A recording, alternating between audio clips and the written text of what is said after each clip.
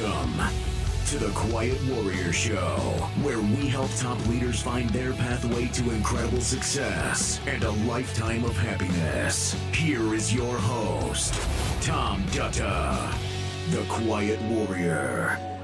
The Quiet Warrior. Hello, everybody. Welcome to the Quiet Warrior Show. It's Tom Dutta, like butter.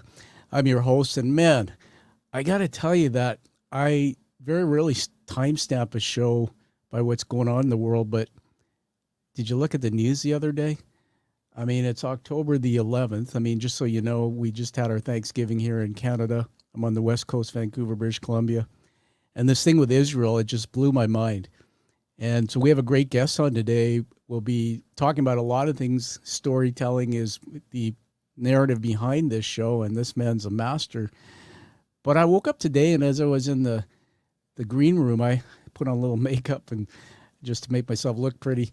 And I just couldn't stop thinking about what people are going through in that part of the world. So I have to just say that because I'm an emotional guy, and, you know, we're going to be laughing, having fun on this show, but I know there's a lot of people in the world that are struggling. And so we're saying our prayers and we have them in our thoughts. Let me tell you a little bit about what we're doing. We're live streaming. It's the next generation of podcasting. We're on LinkedIn, Facebook, YouTube, and Twitter. So if you're in there, you can chat live with us, ask some questions. And let me tell you a little bit about our guest today, Mark J. Carpenter. He's a serial storyteller. He eats cereal and reads books. I think that's what he's going to be talking about. As a child, he loved to tell stories, mainly to get attention is what he told me. He leveraged the ability into a career in marketing, communication, public relations, then as a college professor and corporate facilitator. So very diverse. And now he teaches people how to more intentionally tell stories that teach, lead, sell, and inspire. To accomplish business and personal goals, he is the co-author of the best-selling book, Master Storytelling, How to Turn Your Experiences into Stories That Teach, Lead, and Inspire, and the co-author of the Master Storytelling Workshop. He's got a lot more to what he's doing here, and I got to tell you, everybody, that I got the audiobook, and I listened to it twice, and it's fascinating. And you've got to, get this book and read it, put a review out on it. Shameless plug, but it's highly worth it. So welcome to the show, Mark J. Carpenter. Thank you so much. And I'm impressed that you listened to the audiobook twice, because that meant you had the sound of my voice in your ears for 2 hours and 50 minutes twice. Yeah. What I didn't tell you is the first time I fell asleep, and then, oops. And no, I'm playing with you here. As you know, I have this dark sense of humor, but yeah, it was great. And what's really cool is when you have an author come on and you've heard their audiobook and then they're speaking to you, you close your eyes and you go, I know that guy. Yeah. So pretty awesome. And while we're on that, just a quick funny experience. And I was facilitating a workshop, completely different, completely unrelated to master storytelling. And it was a multiple day virtual workshop. On the third of the 5 days, I had one of the participants private chat me and say, hey, are you the same person who wrote Master Storytelling? And because we weren't even talking about that, I was kind of surprised. And I said, yeah, that's me. And her response was, I've been listening to your audiobook and I just figured out why your voice is so familiar to me in this other context here. And so it was just really kind of funny that she did finally make the connection between my voice. Yeah, there's something about that. And then there's a big decision. Some people say, do I hire a voice actor? Do I use my own? I think you did the right thing there, Mark. I just want to tell the audience that when I invited you on the show, I think I challenged you a bit and said, okay, what's your deeper story? I do that with everybody because I love them. And, we don't care about the greats and the titles and all. We also care about the gut punches, the criticality behind that. How'd you get to where you are in your life? And everybody, Mark wrote me something, so I'm going to read this to us and let you hear it. He says, love the Quiet Warrior concept. It's taken me a while to discover my why. Comes to this. I got so burned out with leaders who thought command, control, and power plays that I left corporate life. And my goal is to create leaders and facilitators who lead like people instead of like positions. And so start there. Let's go back to the beginning, anywhere you want to start, what shaped you. And when you talk about burnout, I mean, what happened to you on the way? Yeah, boy, it's so interesting. And I actually really loved that question. I love that you start with that, Tom, because it did make me think about it and think about my journey a little bit more. When I started out, I had really good leaders. I had compassionate leaders and then not just compassionate, but they got good results too. They held me accountable, but they really helped me start on the wrong path. And then I ended up changing industries, and I got a lot of leaders who were very much in the command and control environment. And it burned me out pretty hard. And as I started into my first people leadership roles, I found myself drifting into those command and control things because that's what had been modeled for me there. Yeah. And I'd kind of forgotten the more people-centric leaders that were there before me. And honestly, it repulsed me a little bit about myself. And I wasn't happy with who I was becoming and who I was. And so it's taken me a while to kind of get back to what is that difference? And it really comes down to what I put in that answer. It's the difference between leading like a position and leading like a person. If I'm leading like a person, I'm saying things, and I literally had somebody say this to me. I sign your paycheck, you do what I tell you to do. Wow. That's leading like a position. Yeah. Yeah. Leading like a person is saying, well, explain to me why you see this differently than I see it. Because we had a different of opinion on something. And yeah. Let me jump in there. And who shaped you? Who do you think shaped you most? Your mother or your father? Who shaped that part of you? Not just the bosses, but you came into that. Somehow, right? Yeah. And it's definitely my mother, because my parents were divorced when I was very young. And so I grew up with my mother and my grandmother and my 4 siblings. And my dad is a good person, but he wasn't involved in our lives very much. I see. Yeah. And so it was very much my mother and my grandmother that formed my life. And I'll even go to my grandmother, who was kind of a tough little bird, all of about 5'1" tall, but she grew up in a rough time in the early part of the 1900s, and you did not mess with her. Okay. I'm starting to visualize and paint this picture of her. Yeah. And it's what part of the world? What part of the world? Arizona, down in the desert in Arizona. Wow. And you said your parents, your parents divorced when you were young. How old were you? 5. Yeah. Goodness. So I was 5 years old. Yeah. So my story's got parallels at age 12. I mean, it was different circumstances, but yeah, I mean, when I was in the corporate sector, I started my career and then ended up at high level of leadership. I found myself, I don't know about you, but I found myself looking for people to replace my dad because I was looking for father figures. And it's funny because sometimes you'll have grandfather, you'll have an uncle. I didn't have any of that. So I started finding these arrogant, insensitive, command and control business leaders. And it's interesting what you said, but I totally relate to that. Plus, before I give it back to you, my father was in the military. So command and control was part of growing up. He was in the British forces and Canadian forces when we landed here. And I just remember my dad's, he used to drive me and say, I'll kick your ass if you, and you had to do things here. So Mark, when I went into leadership, I'll follow my sword because I love you for being vulnerable and saying that you didn't like what you're becoming. But I would drive people so hard, they were sinking in their chairs. When I got my first 360, it was like the words grandstanding, and it's always about your agenda were on my feedback, and I was like in denial.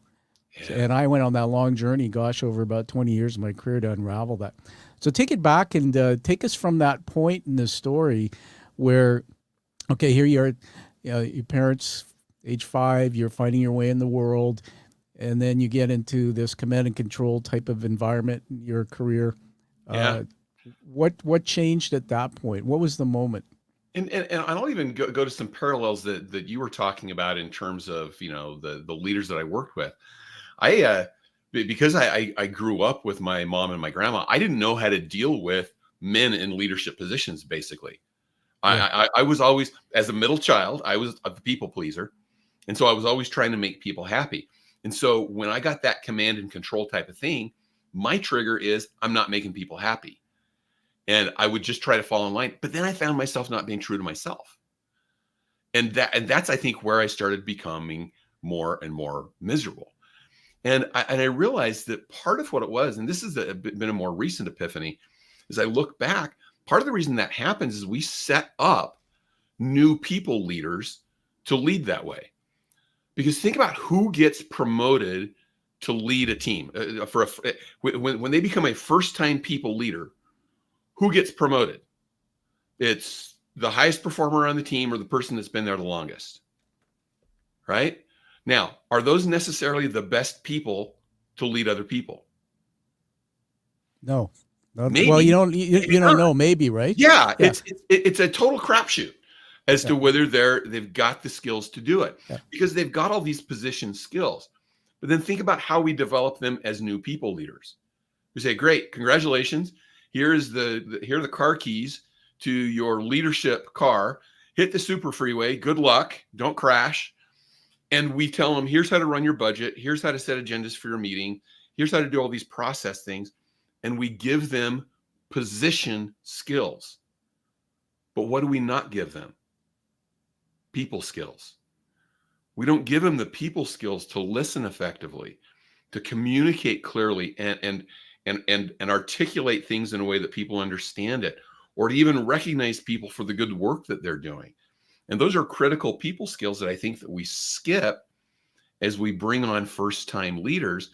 And that's where I think the gap is that we can close. We can start closing that gap. Yeah, I love what you said there. And man, you sent me on a journey in my head about this, because I think I can't remember if it was a quote from an actual president in the United States or someone.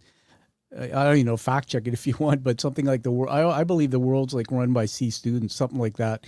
That you just don't know. But the people who are coming up, even the next gens, there are so many talented people coming up, and yet we kind of give the promotions to the ones who are the loudest and whatever.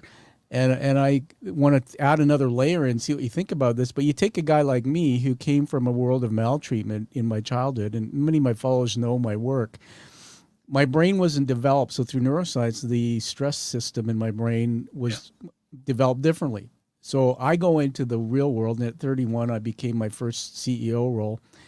And man, I'm in an organization, and I'm seeing the world out there differently than the world sees itself. In other words, I'm sitting in a room and somebody raises their voice, and I start melting into an emotional puddle and seeing danger, and the fight, flight, freeze response comes on. I call it the smoke detector, trying to say, Tom, is there danger there? And I start having conflict with situations that I shouldn't. And I think about that, and I think about the thing you said, which is so brilliant. We're not teaching people how to listen. We're not teaching people how to be leaders, how to get to the heart. I totally think, everyone, that's a teaching moment from Mark. And then I think, man, sometimes it's such important work you do, because I think 80% of the people in the world are broken in some way. So you've got to be able to understand how to teach leaders to be leaders through their heart. I think they call that transformational leadership, not transactional, right? Yeah. And we all have these levels of dysfunction in our lives. I mean, let's be real. As much as some people will put on a really good front, or families put on this really good show, we're all dysfunctional at some level. Exactly. And the hard thing is, we're dysfunctional at different levels. So, you talked about melting into that emotional puddle when somebody started pushing back. I'm the same kind of way, but sometimes that reaction turned for me not to melt into an emotional puddle, but to defend my position at all costs, whether I believed it or not. Because our body, our physical system, doesn't recognize the difference between a physical threat and an emotional threat. And so it responds the same way, and it starts sending us that adrenaline rush. And then we're not thinking as clearly as we can in that moment. And we don't know how to deal with that. Yeah. When I first learned that, I remember looking back on my life and going, oh my gosh, that is like the source of every huge mistake that I've ever made in my life. And even understanding it, it takes a while to learn how to control that and to get beyond it. But we don't teach leaders how to do that. And so they lean back on their position and they say, look, I'm in charge. Just do what I tell you to do. End of discussion. Yeah. Quit arguing with me about this. And I can replace you with somebody next week if I need to. Well, that doesn't get us to better results. And it certainly strains the relationships within the organization and the team. Yeah. And especially there's scarcity of talent now. And I look at my daughter's 25 in university. She's in the area called New Brunswick, the other side of the country, Mark. And she's a personality type. In personality science, I use a framework, and we call her a white personality. And so my thinking is has the motive of peace. Like, can we all just get along? You know, she used to go to her room when she was younger, and in 5 hours, and there with her headset on. We thought she had depression or something, but she goes to her happy place to escape. And I'm thinking, you can't lead people today the way, like you said, command and control. Some of the people just won't stay. Yeah, absolutely. You're seeing the costs in that. There was a study, and I hope I'm going to get all the numbers right here. And I wasn't prepared to cite it, so this is going to be kind of off the top of my head. But they asked the organizations, how many of you believe that leadership development at all levels is really important? And it was like 83% said, yeah, absolutely. Now I worry about the 17% who said, no, we don't believe leadership development is that important. But 83% said, yeah, we believe leadership development is important at all levels. But only 5% of them said that they had something in place to develop leaders at all levels. Wow. And I'm just making that note here. Yeah. And at the same time, these organizations, 84% of them said, we expect a leadership shortfall within the next 5 years. Goodness gracious. And we're seeing that play out, right? Well, that study was done in 2020. And so, yeah, I think we're seeing it play out right now, that is coming to fruition. And where does it come from? I think it largely comes from not developing people to lead like people, and to really understand what it is that connects us. I was talking to an organization just yesterday about some of this people development, and they said, well, we want to get some people in who are not people leaders yet, but we want to see if they can develop these skills so that they can become people leaders. And I was like, oh, bless you. Because that's what we don't do. We get so focused on, let's give people the position skills they need to succeed in their positions, and then hope that they get the people skills that they need when they become a people leader. And that's opposite. We should be we should be developing people on their people leadership skills, and then get them into the leadership roles if they're good at it. Because at the same time, you're going to get people who that's not their thing. Yeah. Yeah. Quick example, if I can. I used to work in computer software. I did marketing communications for some software companies. There was a guy who was a software developer and was promoted to be a team lead. And I remember talking to him a few months after he was promoted to that position. And I said, hey, that's so cool that you've been promoted to the team lead. And he goes, I hate it. I said, what are you talking about? He says, I never wanted to be a team lead. I said, well, then why did you apply for the position? And he said, it's the only way I could get a raise because I was capped out on my salary range as a developer. And so now they've shoved this person into a leadership position purely for the financial reasons on his side. He hates it. He knows he doesn't have the skills for it. And we just set this person up and his team to fail. Well, I just want to jump in there and riff with you. Man, as you're telling that story, and by the way, everybody, we're here with Mark J. Carpenter, the co-author of Master Storytelling, and they were telling stories. And I'm thinking about that, and there's a saying that came into my head, quality of life is not equal to a quantity of stuff. And think about this, Mark.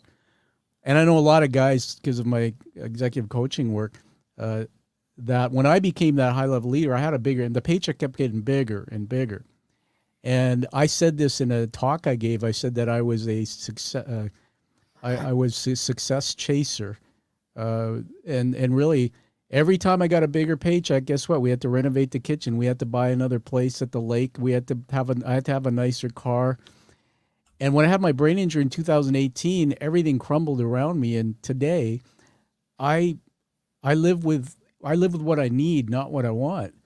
And I'm not tied to, it's such a freedom, but I know so many people, as you're talking about, in that arena where they're tied to a paycheck. And it's a horrible thing. You can't unravel it when you're tied to your debt, right? Yeah. And it's important to have opportunities to grow. I mean, life's expensive, and we need to be able to accomplish things and do the things that we want to in life, including maybe renovating the kitchen. But I'll go back to the example that I just gave. Why couldn't you create an opportunity for this person who's a fantastic developer and say, well, let's create a new range for you so you can continue to contribute in the things that you have passion for, the things you're good at, the things you love, and contribute to the company, rather than us saying, no, the only way that you can move ahead financially is to go into this leadership position that you don't want, that you're not going to be successful at, that you're actually going to probably damage other people in the process. But this is the path that we're going to force you into, because it's the path. Yeah. And we put people on these paths. And that was my own experience. I was chasing a path that once I got down that path, I went, I'm not happy here. I don't know why I'm on this path. And I had to change paths to get to the point where it was like, okay, now I'm happy. And I financially took a step back there. Yeah. But it's put me in a position where I'm so much happier, and I'm at least as financially successful as I was then. Yeah, I'm going to honor you for saying that. Everybody, I'm going to honor you, Mark. That is true vulnerability, but you recognize you're misplaced, as I say, or you're not where you want to be, and you did something about it. I also want to throw something controversial out that some people might think is controversial, but that I've been studying a lot about brain science, neuroscience, because of my recovery, and there's many emotions, but the first emotion, not the only emotion, the first emotion is always fear. The brain goes to fear. I think you know this from some of the work I've read. And so when you're in a job and you say, I hate my job, when I used to hate my job, it wasn't always hating my job. It was hating what was going on in my head. It was something that a lot of the insecurity and fear comes from within, not from without. And, there's just so many layers to this. I want to shift gears and ask you about this book. Do you have a physical copy with you of the book there? Yeah. Okay, so we're gonna full screen you there, and I want you to just hold it up and tell us the title of it. So sorry, I went on mute so I could cough for just a second. That's all right. Yeah, I've got the cover over my shoulder too, but yeah, Master Storytelling, and the subtitle: How to Turn Your Experiences into Stories That Teach, Lead, and Inspire. Fantastic. So that helps define a little bit more of.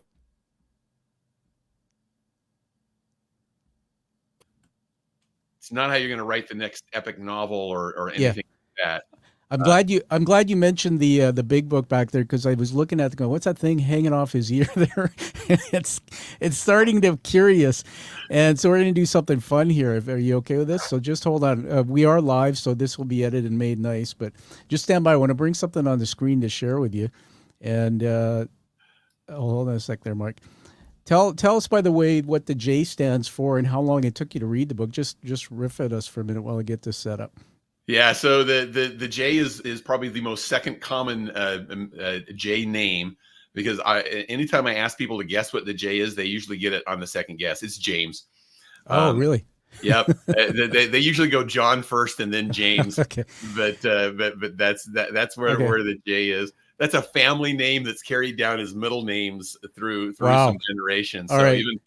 even so my son has a J and his son has a J. So I can call you Dr. J. Interesting thing. So many, as you're telling stories, isn't it fun how you find commonalities? So when I'm a middle child, somewhere along the way you said that.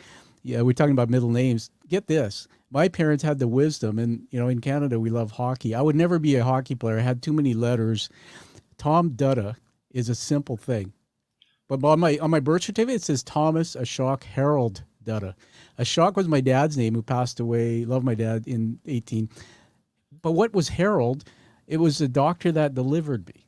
Oh. And so I have two other brothers, and we all have a third name of the doctor that delivered us. I mean, come on, go for it. But that's fascinating. I mean, that's a great little family story.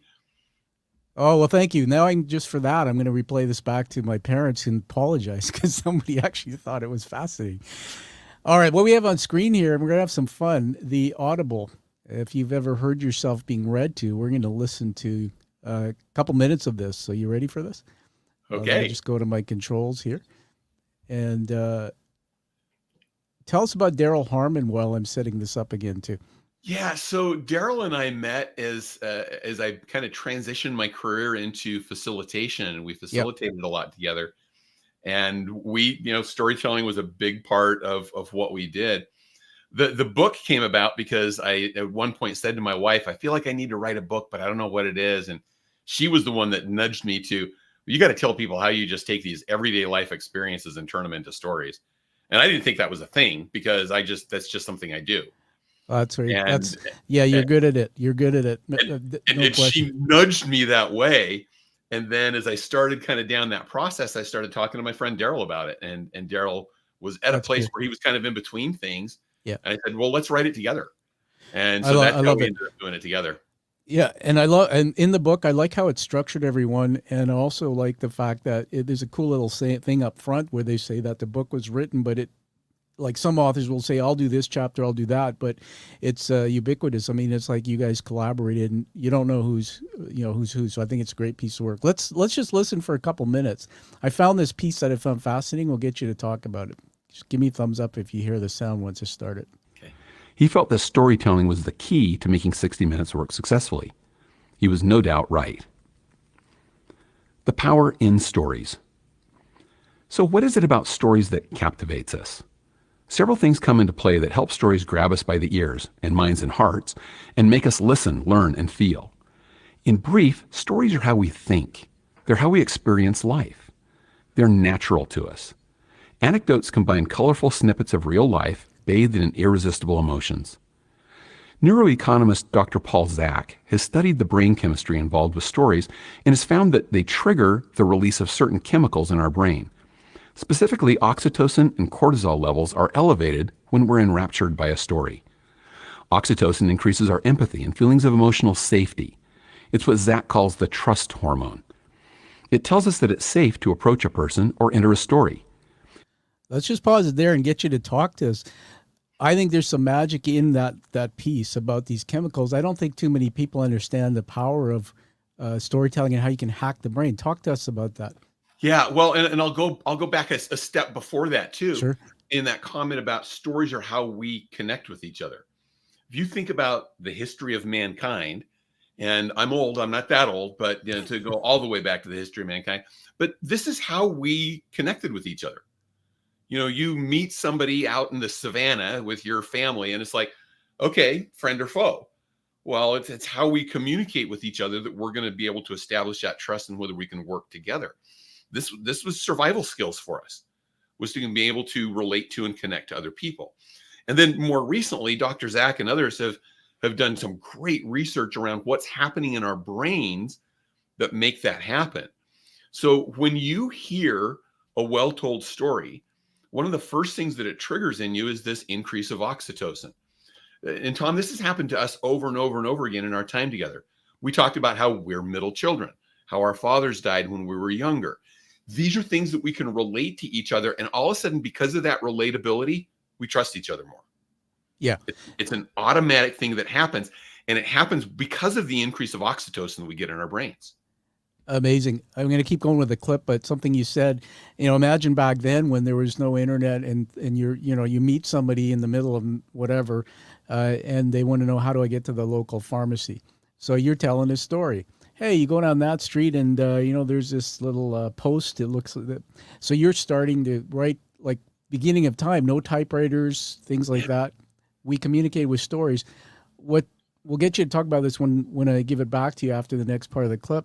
But I'm fascinated why in the leadership domain, you're doing great work in this area, but throughout my career, I never saw too many leaders master or use the art of storytelling. And yet many of them wondered, why can't people trust me? How come people don't like the top leader, And it's like, learn some skills as you're teaching us. Let's go on with the clip a little bit. In short, stories fast track trust. Cortisol, on the other hand, increases our focus and attention, which is why we can feel transported from our here and now reality to a there and then state, placing us mentally within the story and making it irresistible. We take the journey with the storyteller. We can't resist. Additionally, when we tell stories, we can trigger a nice hit of dopamine, a neurotransmitter connected to the brain's reward system. Dopamine, like oxytocin, makes us feel good. It's released in anticipation of a reward, as well as when we finally receive the reward. All right, we'll stop there. Great voice, by the way. That's you doing that. Tell us about your experience, by the way, doing an audiobook. What was it like going in studio and doing that? So it was a blast, actually. I thought it was just a ton of fun to do. When Daryl and I were talking about doing the audiobook, he said, "You're doing it." I mean, it was just like one of those, this is not up for debate. And I said, well, should we hire somebody? He said, no, you do it. You got the right voice. You've got a good voice. I'll give you a little bit of an applause. Oh, thank you. Yeah, I do have a little bit of theater background from when I was a kid, and so I have developed the voice. I've worked at it. But I will tell you this too, it's completely exhausting. Just focusing on getting the words right, getting the diction right. And it was amazing how many times the sound engineer had to say to me, okay, stop, you got to go back because you missed a word in that sentence. And my brain didn't miss it, my mouth did. Yeah. And so you always have to have somebody to catch you with that. But I think the book's like 2 hours and 50 minutes. It took about 6.5 hours to record it. Oh, that's and great. I was totally exhausted by the end of the day. But I thought it was a super fun experience too. Congratulations on doing it. For people like me who have difficulty reading because I have some visual challenge, listening is amazing, but the experience of listening and at the same time you can actually read and listen, it creates this brain experience. But go back to that part of the clip there and tell us more. I'm more interested too give me a story about someone you taught to do this and what the outcome was. Someone in business. And let me kind of simply walk you through those brain chemicals with just a quick little story, just so you can see where it connects in. Sure. And then I'll connect you into where it kind of ties into business. Okay. So we see stories really forming into three big chunks. Yeah, and there's the whole Joseph Campbell narrative journey and things that has like 18 steps in it. But we narrowed that down to kind of three chunks: an introduction, a conflict, and a change, because it ties to those three chemicals that Dr. Zach's talking about. So in the introduction, you set the stage for the relatability. Okay, so I'm gonna do this with a story that I tell pretty frequently. I was driving to the airport one Sunday afternoon, heading out on a business trip. Traffic was light. Wasn't thinking really much about what was going on. Just, I needed to get to my flight, thinking about the good week that was before me. Good day, not a lot of traffic. So there's the setup. You can relate to that because you've been in that car. Yeah. You've been driving to the airport. You've been on that journey. So that sets up the oxytocin. We're sitting beside each other. We're compatible here. So here's the conflict part. I look in my rearview mirror. Who's right behind me? Police officer. Right? No lights on, but there's a police car right behind me. And my first thought is, dang, how fast was I going? I wasn't even paying attention.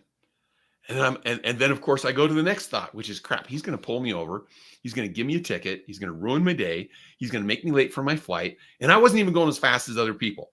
And so I decided to test my theory. Okay, maybe I'm getting ahead of myself. And so I pull over a lane. I move over a lane to the right. Cop car comes right over behind me. Now, what does this do to my story that he's going to pull me over?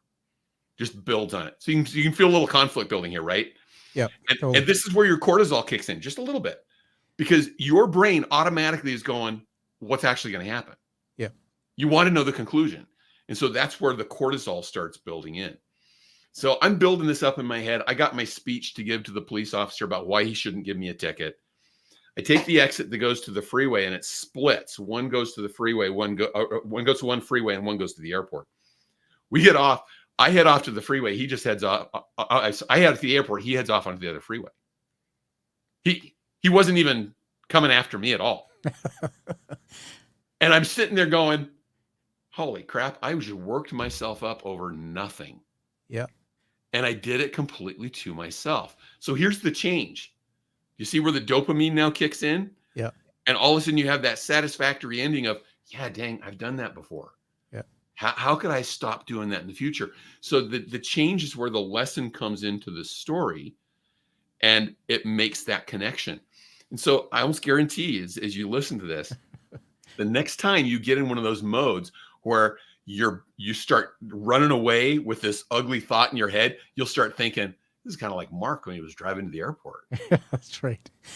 And I want it to, because I want you to be able to learn the lesson from that and maybe overcome or avoid the problem that I created for myself that day of working myself up over absolutely nothing. That's amazing. That's how the brain chemistry ties into those different elements of the story. Yeah. And you talked about how leaders don't use this and then they wonder why people aren't connected to them.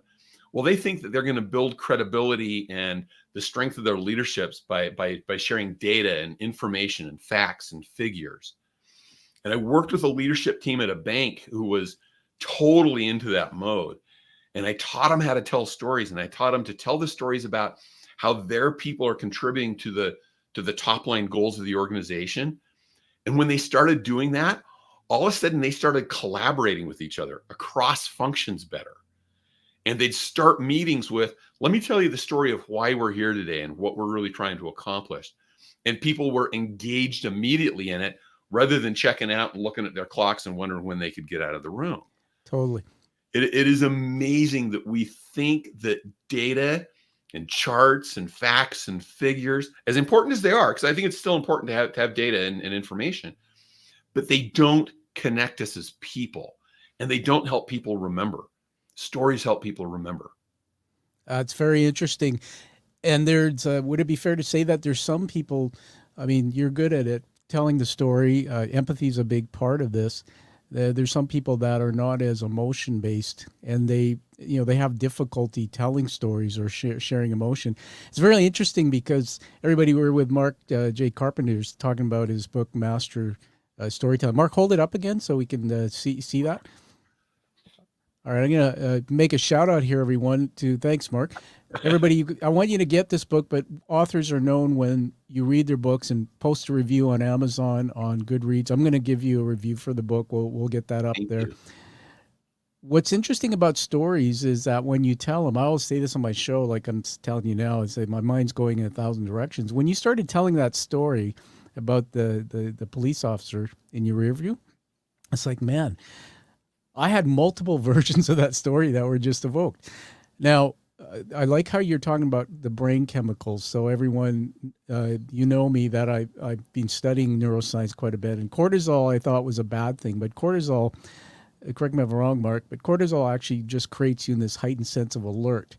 All right, you're fully alert with all your senses. And it's okay to be in that state. If you're in it all the time, it can lead to challenges. And I grew up that way, where I was always in alert. What the stories that came into my mind was, one was, I was used to leave the home at 5 a.m. My daughter was young, and go to the airport, 45-minute drive, Vancouver International, and, always getting on a flight, but being rushed. And I had that experience with a couple of times with a cop, and so it took me back there. But you know what was connected to it? Also, it evoked this pain, this guilt, shame, because one of the things I used to say to myself was I was a frequent flyer, not a frequent father. Those memories evoked in me how I hated that time of my life for 5 years, where I orphaned my daughter, didn't see her much, was always, getting that big paycheck, always rushing off to a flight. And so while you're telling that story, I'm chuckling and having some fun with it. I'm also going over here in my head with that other part of my story. And what's interesting is when you said the outcome, it created this hope. It created this, the dopamine. It created like, okay. And I went straight from that part of my story into it's okay, into how everything worked out. It's amazing. I want to just say to you that I found a piece of a scientific paper, and I can't quote it all to you, and I might send it to you. You might be interested in telling me what you think, but it's brand new research. It was actually referred on a show by Andrew Huberman, who's with Stanford University. The Huberman Lab is another podcast I listen to, and the reason why I do that, Mark, is when I had my brain injury, I couldn't walk straight, I couldn't speak, I couldn't all these things. They sent me to an advanced neuroplasticity clinic locally here. 14 weeks I was there. Incredible stuff. And one of the things they said is you got to start listening to Andrew Huberman. Anyway, I listened to him, but he revealed this paper, and it said that get this, you're in Arizona, right? Utah. So you're in Utah. I'm in Vancouver. Let's take my wife's brother who might be in Italy. And they say if people are listening to the same story, doesn't matter what time zone, what location of the world, we all have baseline heart rates. But they've now shown through the studies that there's synchronicity of heart rate. It's amazing. So you're telling your story. Everybody just listen to this magic he's teaching us. Mark's telling his story, and my heart rate is literally, if you did a EEG, my heart or whatever it's called, my heart rate's probably like, dude, you're messing with me, but I'm going on that journey and I'm in that story. So it's fascinating. Yeah. Stuff. So I would love to see that study. There's one that we do cite in the book from Uri Hassan at Princeton, where he talks about tracking people through functional MRI as one person's telling the story and one person's listening. Wow. And they find that the listener to the story is tracking shortly behind the storyteller at the beginning. But then as the story progresses, their brain activity starts syncing up and the same parts of their brain start getting in line. So think about this and from a leadership standpoint.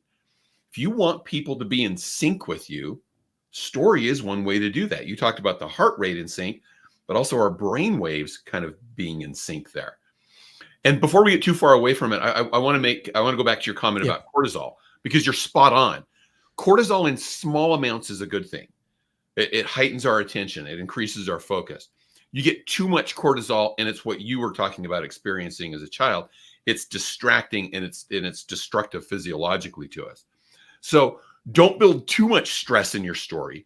Build enough that it's going to heighten people's attention and get them to think about, well, what's going to happen? What's going on here? But not so much that it's distracting.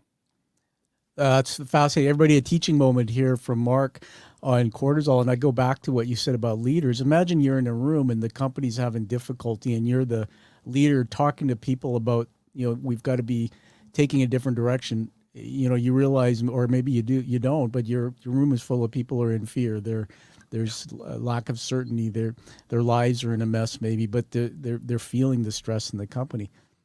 Through what the work you're doing, that if that leader can learn to understand the impact of his story has on the brain of the people in the room, he can create less fear. He can create hope. He can create certainty that, we're in this together. Things are going to be okay.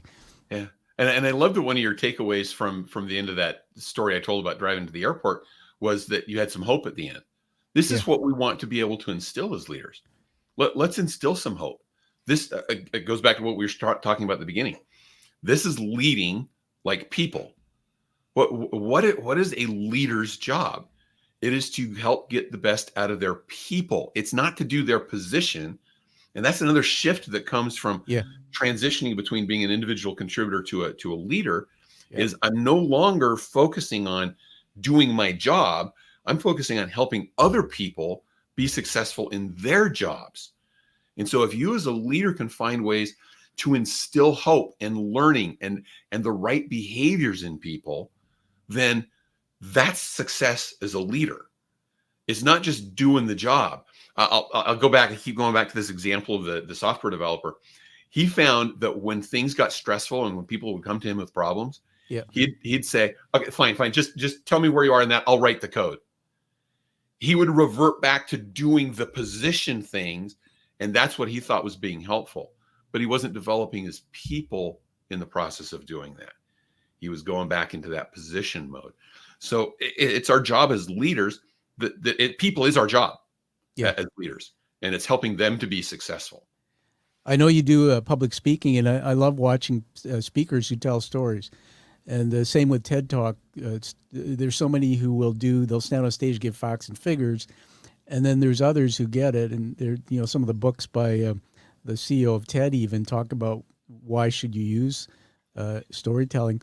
It's like, I see some TED Talks, and in the first 5 minutes, the person standing there, there's no PowerPoint slides, there's no nothing. They're telling a story, and the entire audience is captivated, and they're in that, and they're doing one thing. They're getting a single thought in their brain into the brains of others.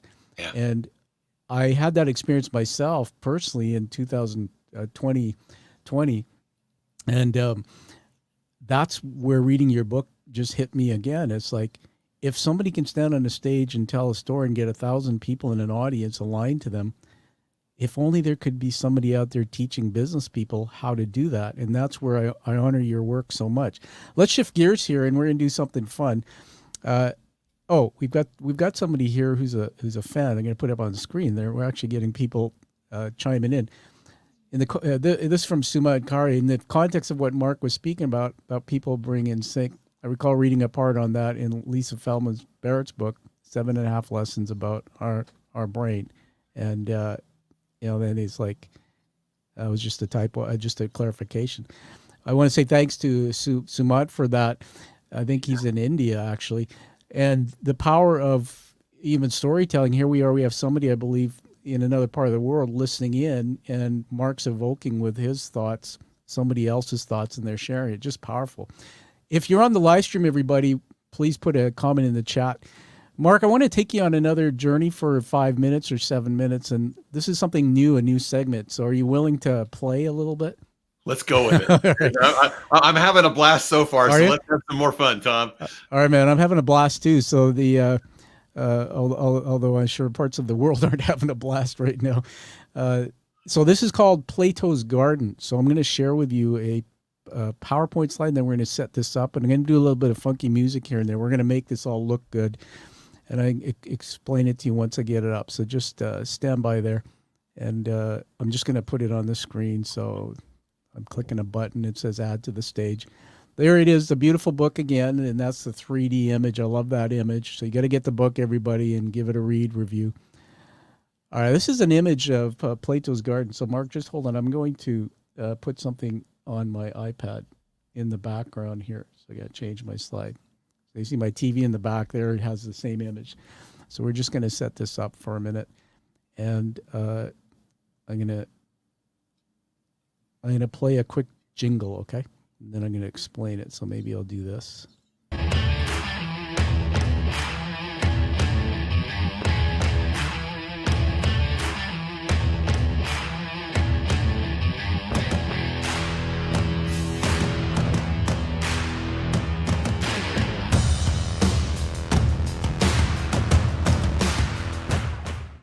Okay, I should explain that. You will get final say, sir, whether that makes the final show. I don't want to dominate your show, but I need to explain what that is. And the magic of iPads, I'm a dummy when it comes to creating and technology, but I did that on my iPad. And so I told you, Mark, just in the green room, that I started a doctoral at Middlesex University in September. And while I don't want to shine the spotlight on that, one of the things that they're teaching me is to go into Plato's Garden and do what's called critical thinking. So that little clip there, you see some images. You saw the Tom with his hat on backwards, little Canada flag. That was taken on Canada Day here. I think I had a couple beers with my wife and I were in a park.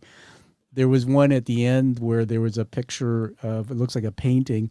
That was my first acrylic painting. I decided to do acrylic painting a month ago, and it was actually a picture of neurons. So I strung all this together. And what I'm going to do, and I might come back to you in a year, is ask your permission to use parts of what you're going to talk about here through my doctoral thesis, because I'm looking to get people to join me in critical thinking. So let's go back and put this on the screen.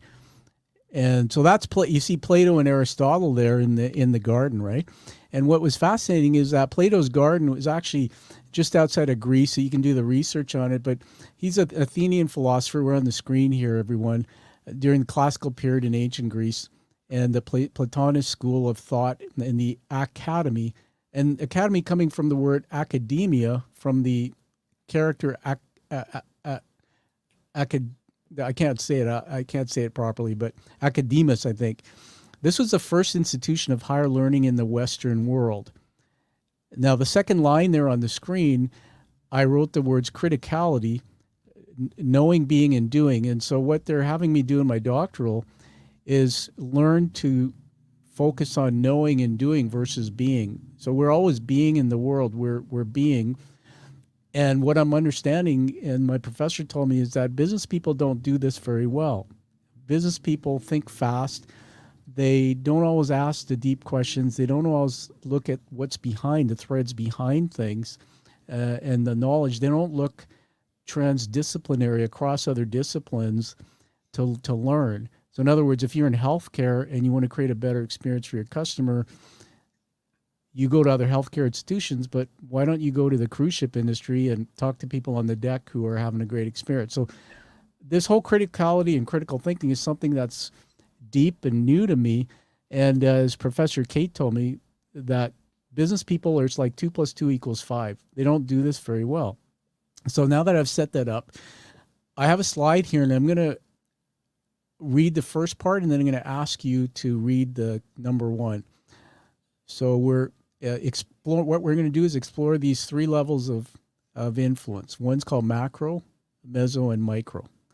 One can uncover the deeper meaning and connections that led you to embrace the storytelling as a powerful tool for teaching, leading, and inspiring others. So what I want you to do, Mark, without too much stress, just have fun with this. I want you now to read number one. This is the first question. Read out loud and then just reflect a bit and let's have a conversation. So just read that out to us.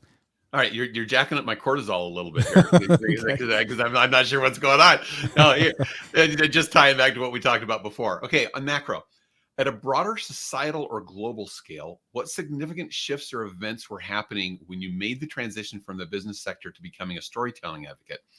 You might, how might these broader influences have shaped your decisions to focus on storytelling?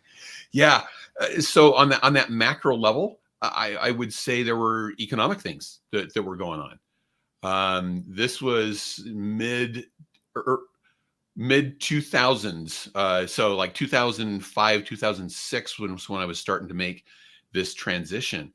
And so there were a lot of economic factors that were kind of at play during that time, as the dot-com bubble bursting and those types of things that made it a more natural transition for me to say, okay, now's a good time for me to shift, to make this shift into my life. And the shift wasn't even initially to storytelling. The shift was initially to teaching, where I'd been teaching as an adjunct professor, but then I got into more corporate facilitation at the same time. Interesting. So that's what I would see as kind of the macro level of making that transition. Amazing. Everybody, Mark J. Carpenter here, the author of the book, Master Storytelling. We're in Plato's Garden. We're doing critical thinking. And what we're demonstrating here is by looking at a macro level, you just heard at a broad brush, not in detail, we're just hearing from Mark what was going on in his life at the time he started making this shift. So what I want everybody to do is think about in your own life. You can think about something that was a major shift in your life, but step back and focus on the knowing and the doing. What was going on at a macro level in the world? Like, for example, we started off the show and we talked about the Israel thing. And if I ever talk about this show, at this point in time, that's what's going on. So it's those things that actually can influence my thinking. Mark, I'm going to read out question number 2. This is the meso level, so I'm sort of saying it's in the middle, and then we'll get you to talk a bit. So focusing in on your sector, what specific dynamics or trends were prevalent within the business sector you were working in at the time you began your journey into public work with storytelling? How did these sector-specific factors contribute to your desire to explore storytelling as a means of leadership and inspiration? Take your time. Yeah, and this may even be my first thought may be a little too macro on it, but because I'm thinking in terms of the generational workforce and kind of where we are in the transition of work. We talked about the deficit in leadership, and that we're in a work world today where it's leadership is changing. Leadership has to change in order to survive. And so I would say within that sector of training and development, and also in the sector of small business leadership, the shift is coming in how people expect to be treated by their leaders. The command and control is just not acceptable anymore. Yeah. And people will just walk away from that. We're in a situation where people can say, no, I don't have to put up with this. I'll go drive for Uber for a while. I've got so many other options of things that I can do that you don't have the business control over me as a person. We need to recognize as leaders that people are more and more valuing being treated like people, even in the workplace, and not as positions. What a great answer. Everybody, teaching moments here from Mark Carpenter. We're doing some thinking in Plato's Garden. My brain went on a journey when you said Uber driver, and I just remembered a mentor told me that everybody who's, particular entrepreneurs, have a side hustle. And that as you're building your business, it doesn't go straight up. So, they don't tell you. I think Warren Buffett, I heard somewhere said that, most people create their wealth after age 50 something, but, man, I'm being vulnerable here. When I started my own education platform, I had a side hustle. I had to do something to pay the bills for a while. Let's go into this third question. This is one of my favorites. And the reason why we started everyone with macro, then meso, is we kind of fill that in. This is now micro. So read that out loud there, Mark, and then let's riff on it. Yeah, and I'm losing the last line just Okay. so you know when we get to that. But on a personal level, could you reflect on your own experiences, emotions, or realizations that prompt you to pivot towards storytelling as a central theme in your work? And then I've got, were there any personal turning? I'll fill that in. Thanks for pointing that out. I'll fix that for next time.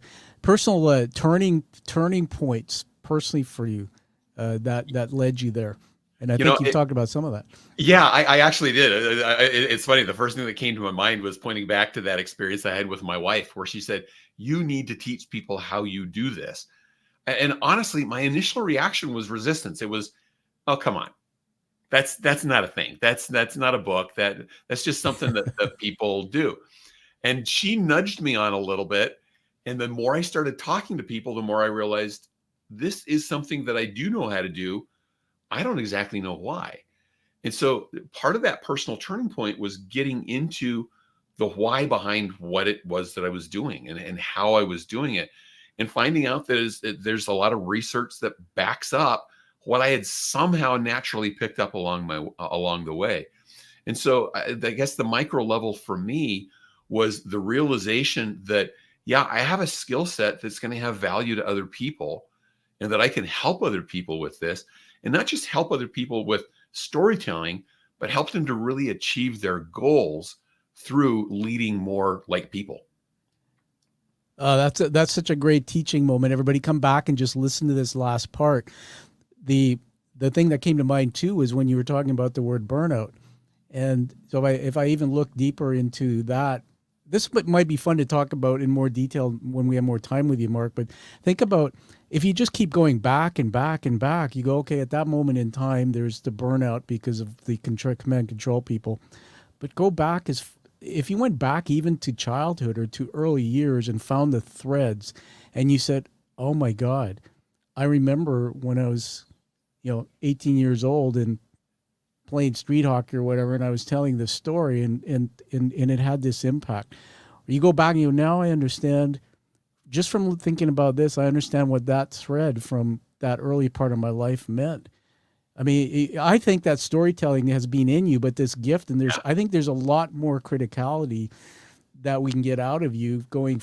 It wasn't, in my view, the command and control point was a data point, but I'd love to turn you inside out and learn more, but I think it goes deeper than that. It does. And I actually have thought about that some, Tom, that as I go back to my childhood, I was the one who always wanted to be telling the jokes and telling the stories and making people laugh. And I mentioned it very briefly in my bio. That was my way of getting attention. That was my way as the middle child to stand out a little bit. Wow. But then I look at it from a value standpoint, and it wasn't just to tell stories. I wanted to make people laugh. I wanted to make people happy. That is awesome. You have this value of, I want to help people get better. I want them to feel successful. I want to help people succeed. That's a value that I think was instilled with me really early on in my life. And it really kind of demonstrated itself early on as a storyteller. That's fascinating.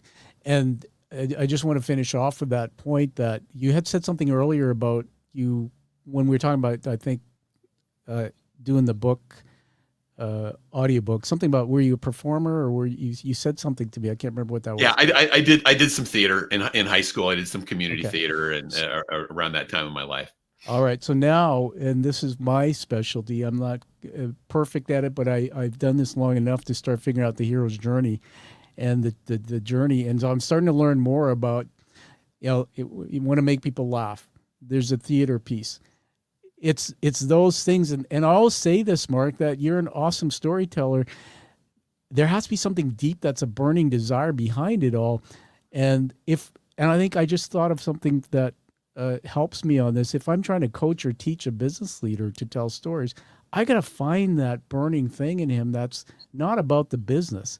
Yeah. Like you want to be on stage, you want to be there making people happy, and all these things. But isn't that true? That's what's burning behind this. Yeah, and I love that point because sometimes people, when they're saying, okay, I've got to develop the skill of storytelling. Okay, how do I tell these stories about myself? And da da da da. And it becomes about them. And that's a key point that I teach all the time. No, this story is not about you. I know it's your experience. And so it feels like, well, but it is about me because it's my story. Yeah. But from that point, it's about you. But the point of the story is the point. Yeah. It's the lesson learned. And that's not about you. That's about the people you're talking to. So what is it you're trying to contribute to them? What is it you're giving them as the gift through this story that they're going to remember better, that they're going to be able to contribute to more? I worked with an organization recently that they have all of these values, mission, vision, values things that are on the walls, right? But right now they were just words on the walls.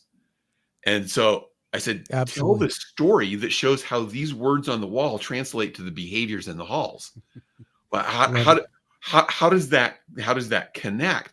And I was coaching some people, and they were saying, "Wow, we had this great experience in our group where we did this and this and this and this and this, and we got this result." And I said, "Okay, that's fine as an experience, but what's the lesson? What does that even point to?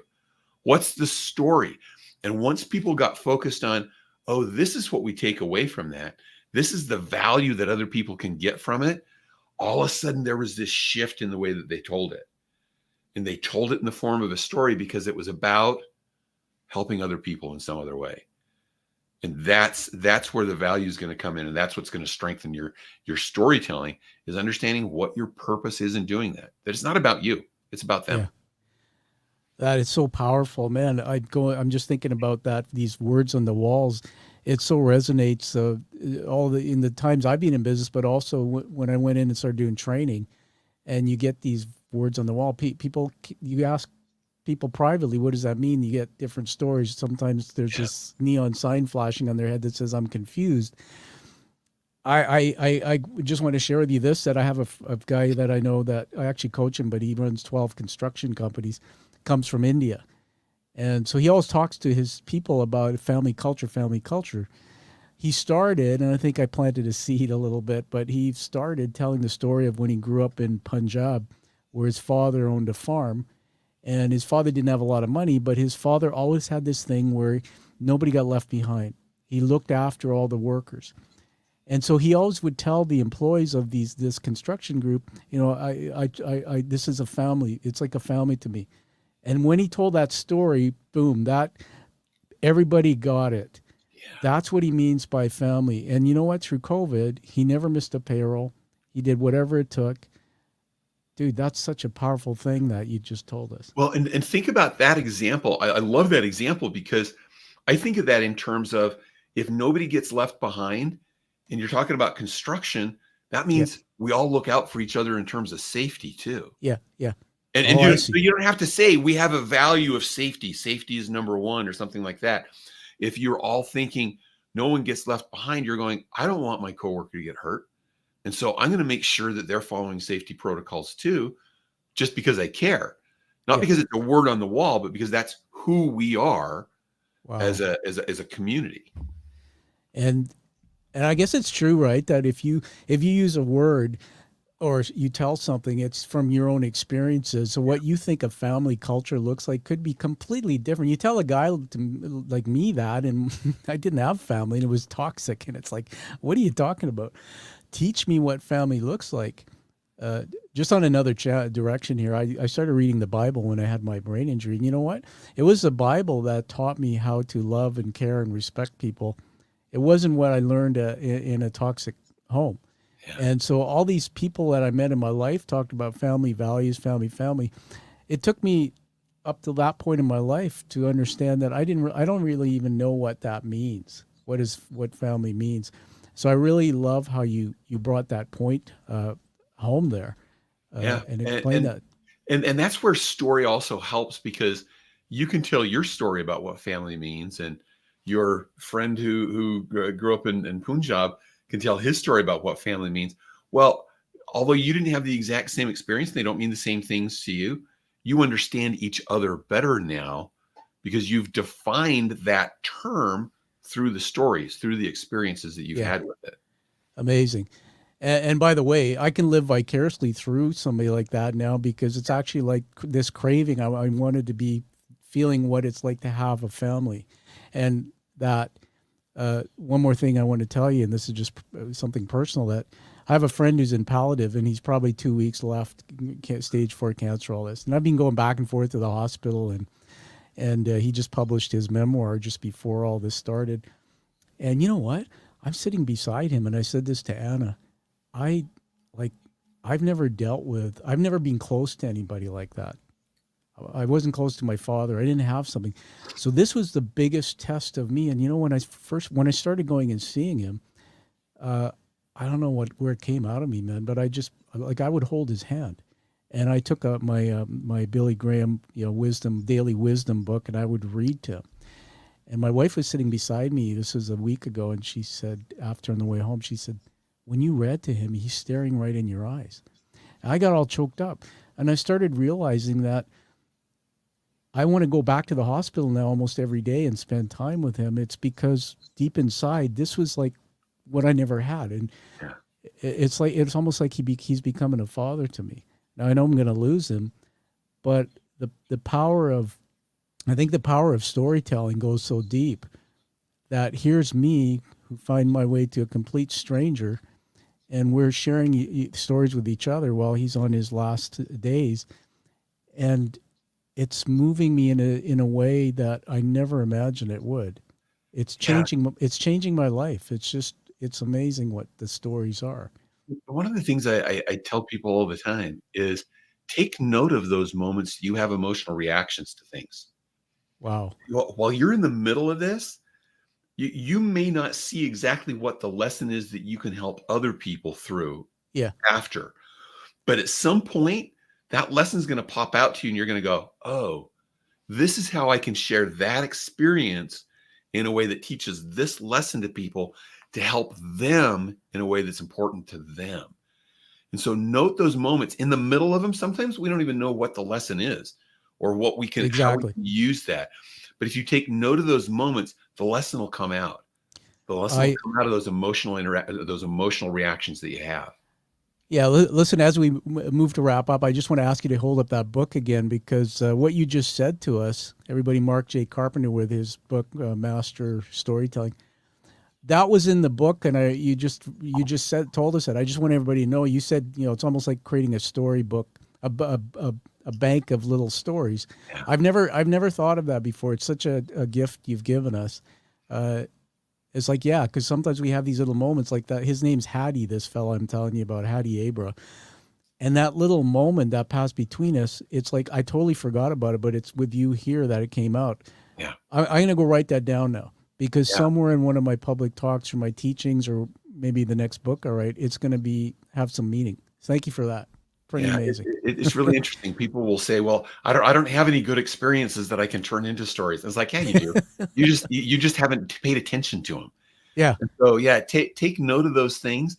And then when you're looking for a story, you look back at that bank and go, oh my gosh, it's that experience that teaches this point that I want to make here. And you've got it. Amazing. Hey, listen, I just want to do something now with you as we move to wrap up. I do this with all the guests that come on the show. I think you know this. I'm just going to put another image on the screen there, everybody. That's my alter ego, Tommy, there. And I have a notepad, and as the guest talking, I just script words. So I'm going to honor you with 4 words. These are, you can call them leadership words that can't come to mind. First one is mastery. What you've done here, and I think you must realize the power of how you're changing the world. You are mastery. The second word is fun. It's a hell of a lot of fun being with you, but I think that's the part, and I read it in your book, about if a story can have some humor, some laughter, some fun, and I'm drawing in teeth for that, so I so love that. Third one is love. There's something about you, just the way you are. My professor calls it a way of being, but in order for me to be with someone, they have to make me want to be, and you do that really well. So being. And then the last word, I'm just going to call you a maven. that if you read Outliers, I know you probably heard of the book. But everybody, a maven is somebody when you go, if I want to know everything I can about storytelling and having fun doing it, and I want to, he's the guy, Mark. So on that note, Mark, back to you for your last word. And before I honor you with a little award, tell us where we can get your work, learn about the book, get hold of you. Well, thank you. And first, you've honored me just by having me here, and you've used that phrase that you're honoring me for things. I just want to honor you for the work you're doing too, Tom, because you are bringing your best self. You're bringing the best parts of you to the world by making these connections too.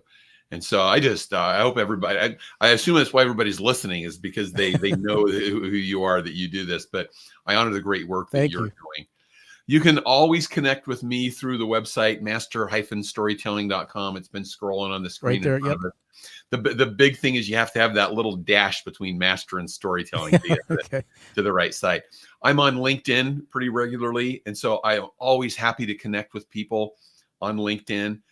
Just look for Mark Carpenter, Salt Lake City area. Look for the Master Storytelling book. It'll be there in the background in my picture. And so I'm always happy to connect with people. Would love to talk to anybody about this. You can tell I'm passionate enough about it. I'll talk to anybody. The other thing is, when you go to our website, go to the free stuff page. Yep. There's a little file there that's called the Story Catcher. It's a free download of just a PDF. And it helps get to what Tom and I were just talking about, capturing those moments in your life that can be good experiences that could turn into good stories. And then what do you do with those? How do you be more intentional about crafting those into stories that have the impact that you want to connect to people, and again, to lead with greater humanity? All right, that's fantastic. Everyone, the free stuff page, we'll put that in the show notes too. And I was actually going to ask you, where do I get that? It was in the book. But I'm going to go download that right after this and tell as many people as I can about it. What a great tool you've created there. Last thing is, it's awards time.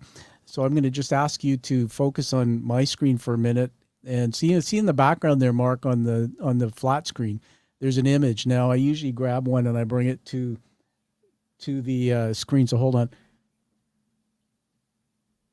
All right, I'm going to try do a different camera angle here. We'll tidy all this up. So let's yeah, okay. All right, so you see me kind of trying to get this out of the package. So these are challenge coins. You've probably heard of them. They were started in World War I, I think. And there's a little insert in the package.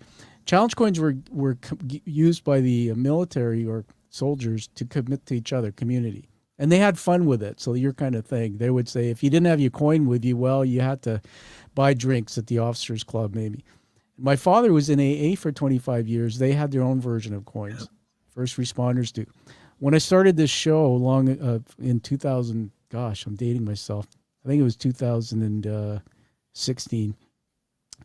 I wanted to have an award. So I had these hand painted and crafted in the US. They're awesome. Yeah, they're beautiful, hand-painted, crafted, raised letters. The front is the image of the show, and the back is actually the hero's journey narrative. And so these are carried now by, I think I've done 280 interviews. We've released most of those. These are carried in the pockets of quiet warriors, people like you who have done that thinking and turned their life into something to give back. So welcome to the Quiet Warrior community or tribe, if you want to call it. I will carry that with great honor. Awesome. And so I'll get your address and we'll get that out to you, but it's fantastic. And, maybe we can work one in where we can give a second one for your partner if you want to do that, because you've co-authored the book. Yeah, he's going to have to earn it though. He's going to have to earn it. Yeah, I was just thinking about the same thing. It's like, but that, so welcome to that. And you know what, we're gonna be talking again. I'll have you back for sure. We'll get a 5-star review posted for the book. So everybody get the book, read it, post a review. And I think we've met for a reason. So thank you for being here, Mark. It's been just fantastic. I'm a believer that we meet for reasons too. And so I really appreciate that. And I've just thoroughly enjoyed my time with you and look forward to our continuing connection now that I'm in the Quiet Warrior community. That's just awesome. Everybody, find that true passion, like you heard Mark J. Carpenter talk about. Find that purpose in your life and live a life that you deserve and desire. And we'll see you all again. Thank you, Mark. Thank you for listening to The Quiet Warrior Show. Create is a motive-based leadership development firm. www.kreat.ca.